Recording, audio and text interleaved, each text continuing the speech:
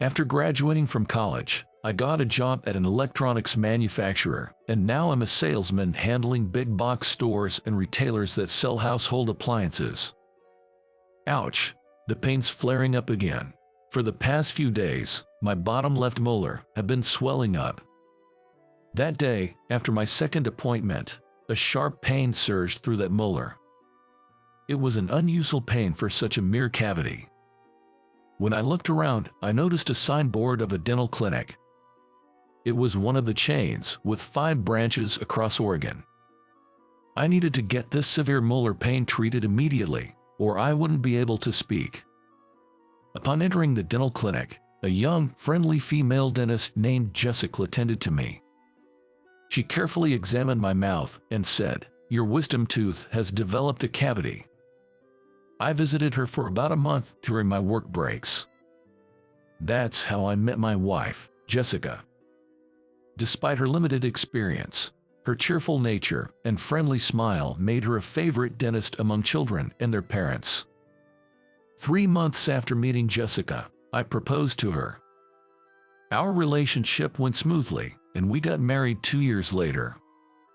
After a while into our marriage, Jessica's skills as a dentist improved, and she even began training new dentists and dental assistants. On the other hand, my sales performance was average, nothing exceptional. I haven't achieved any significant results, and I'm still an average salaried employee.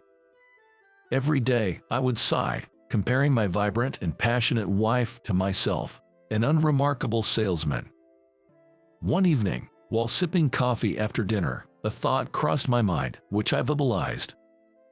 In the grand scheme of things at the company, I'm just another replaceable employee. There are many like me. Grasping my shoulder, Jessica responded with a serious look. "Bob, the company might think they can replace any employee, but for the clients, not just any salesperson will do. I understand this because of the drug reps that visit our clinic. It's the trust that makes them comfortable. For those clients, you are irreplaceable, Bob." Her words struck me like a hammer blow. It dawned on me what real value meant. That single statement from Jessica dramatically changed my perspective towards my job. As the saying goes, change the mindset, and the actions follow. My client relationships and contract numbers doubled in no time, and I clinched the top spot in sales performance. Later, I was promoted to a managerial position. It was my first raise in 8 years since joining the company. By that time, Jessica was managing one of the 7 branches of the dental clinic chain. Though we didn't have children, we respected each other's lifestyles, believing it was the ideal form for a couple. Then one day, during a lingering summer heat in September, Jessica's phone rang. It was from a hospital near her parents' home in Texas. Jessica's parents had been involved in a multi-car crash, and they were taken to the emergency room. By the time Jessica and I arrived, her father had sadly passed away. While her mother survived, she was left with a lasting injury in her leg. After her father's funeral and the memorial service, Jessica brought up something she wanted to discuss. "Bob, I'm considering taking over the family dental clinic back home." "What?" I exclaimed, taken aback. "And I want you to move with me." I had seen it coming. Her family's home was in Texas, a distance that required a flight from our current place in Oregon. Commuting was out of the question. "You want me to quit my job to be with you?" I asked, and Jessica replied with a slightly awkward look. "I'm sorry. I know you've just become a manager and things are going well at work, but since my dad passed away, I'm the only one who can take over the family's dental clinic, and being an only child, I have to look after my mom. Unlike a short-term out-of-town assignment, I'm left with only 2 choices: quit my job and move with Jessica, or maintain a long-distance relationship." "I get where you were coming from, Jessica, but I can't decide right now." "Okay. If I were to leave my current job, I haven't even started looking for a new job. I'm not sure if I'd even find one." Hearing that, Jessica said, "If you can't find a job you like, you can just help around the house. If you could take care of my mom during the day, it'd be a big relief. Since the clinic is private, if I work hard, I can support you and my mom." I was at a loss for words. She might be right. Even without my salary, she probably earns enough. But what about my past 8 years of hard work? "I'm sorry. I really need some time to think about it," I told Jessica and stepped outside. Becoming a stay-at-home husband. We've always shared household chores. Cooking, cleaning, laundry, I can handle them all. I'd probably manage caring for my mother-in-law too. But what would my mother-in-law think? Would she be uncomfortable with her son-in-law taking care of her day-to-day needs? That's a concern, and so is my job. I'm concerned about that, and about quitting my job where I've just been promoted. I pondered and came to a realization. I just can't do it. Depending solely on my wife's income isn't feasible for me. The next day, I spoke honestly to Jessica. She looked sad but said, "I get it. You can't just leave a job you've been dedicated to, but my decision is made. I want to continue the family dental clinic. I want to be with my mom." I understand. And the decision was made. We'd live apart for a while. Initially, I'd use my days off to fly and visit her in her hometown. But soon, our busy lives took over, and our regular visits became infrequent. Calls and emails dwindled over time. Before we knew it, a year had passed since we started living separately, and we began to question the purpose of our marriage. And then, our bond, which was once just on paper, ended. 20 years have passed since then. At 55, I was promoted to the head of sales. Just thinking about retiring in another 5 years. When my company, hit by a recession, started laying people off. For those with positions, there was a bonus for early retirement. Maybe I could enjoy a break and look for another job during that time. I decided to opt for early retirement. Since then, I've been passing on my responsibilities to my juniors, and soon, all I had left was to use up my paid leaves. One evening, I was dining at a diner and watching the news on TV. The news showed an area affected by a landslide due to a hurricane. This hurricane was particularly bad. Houses were destroyed everywhere. At that moment, a familiar scene flashed across the TV screen. Wait a minute, I recognize that place. Oh, that's the road I took when I visited Jessica's family home a few times.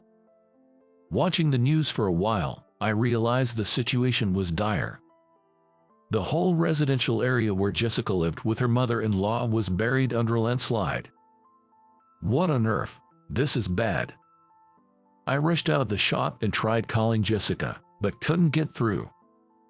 The next morning, I headed to her family home. The area where Jessica's family home and the dental clinic stood was unrecognizable, buried beneath the mud and debris.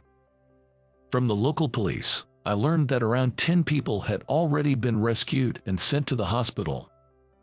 However, there were still over 10 victims buried alive. It seemed impossible at the disaster site to confirm the names of those who had been rescued. Believing that Jessica was among those saved, I headed to the hospital. At the hospital reception, I inquired about Jessica and her mother-in-law's names. What? This is her mother's name, isn't it? This can't be. I found out that Jessica's mother didn't make it. Jessica had been moved to the ICU. Apparently, she had a head injury. I waited in the hospital's lounge for hours on end. As the night approached, her condition deteriorated. Soon after, Jessica was rushed into surgery. Even during college exams or job interviews, I never really prayed. But now, that's all I could do.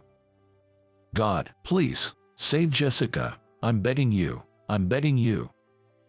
The last time Jessica and I spoke was about a month ago. Even after our breakup, we kept in touch a few times a year, updating each other over calls and emails.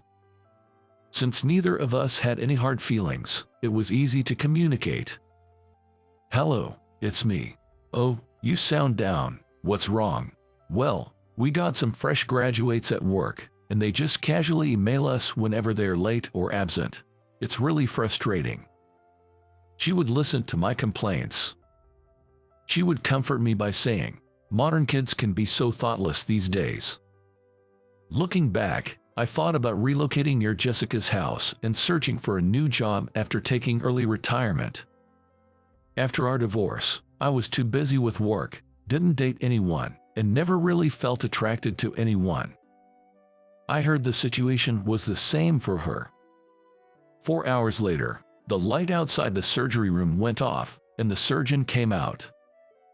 Jessica had suffered internal bleeding in her brain from the impact. A clot had formed, blocking one of her brain vessels. She was alive, but there would be permanent damage to her right side.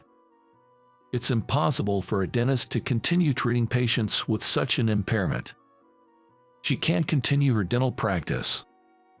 Thinking about how Jessica must have felt, it breaks my heart. The next morning, Jessica woke up, her eyes widening in surprise when she saw me. "Bob," she whispered in a frail voice. "Oh, I just saw it on the TV news and rushed over. Is your head hurting? It seems the anesthesia is still working, so it doesn't hurt that much," she replied in a feeble voice. Afterward, the two of us listened to the doctor in charge. That her mother passed away at the disaster site. Jessica will have lasting effects on her right side. Her right hand is paralyzed and won't move as it used to. It was said that she'd likely need a cane to walk due to the residual effects on her right leg. Lying in bed, Jessica silently shed tears. I couldn't find the words to comfort her and just kept gently stroking her back. In about a week, Jessica was able to communicate normally. "Bob, what about your job? Have you been off this whole time?" I explained to her about my early retirement and that I was using up my paid leave, so I didn't need to go back to work. Then, I asked her, "Jessica, what do you want to do when you're discharged?" "I'm actually torn," she replied. "First, I want to lay Mom to rest beside Dad, but after that, our house and dental clinic are both gone. I don't know what to do." She probably realized that returning to work as a dentist might be out of the question. I mustered my courage and told her, "With my current situation, if you want to stay in this town, I can move here and support you, but if you want to leave, you can come with me." Hearing that, Jessica slowly shook her head. "I can't. I don't want to be a burden to you." "You'd never be a burden. 20 years ago, I chose my job over you and let you return to your family's home alone. I've always wondered if that decision was a mistake." Hearing this, Jessica looked at me with wide eyes. After a moment of silence, she said, "Bob, when I'm discharged, can I come back with you?" She looked a bit sad, saying that her cherished hometown had now become a place of painful memories. "I understand. Let's go back together." Saying that, I gently patted Jessica's back. 2 months later, we're now working as live-in managers for an apartment complex. Every morning, while cleaning the entrance, we greet the residents.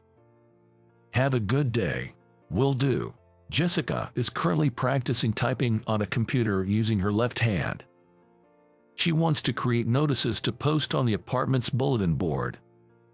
I'm always amazed at her persistence, no matter the years gone by. I thought I'd be the one supporting her, but I find myself drawing inspiration from her more often than not. Since living with Jessica, I've taken up cooking as a hobby. I still need her taste tests and advice, but I aspire to surprise her with a delicious meal one day, experimenting with different dishes daily. It's amazing what you can accomplish at any age, in any situation. I firmly believe that, moving forward, we'll continue to support and grow with each other.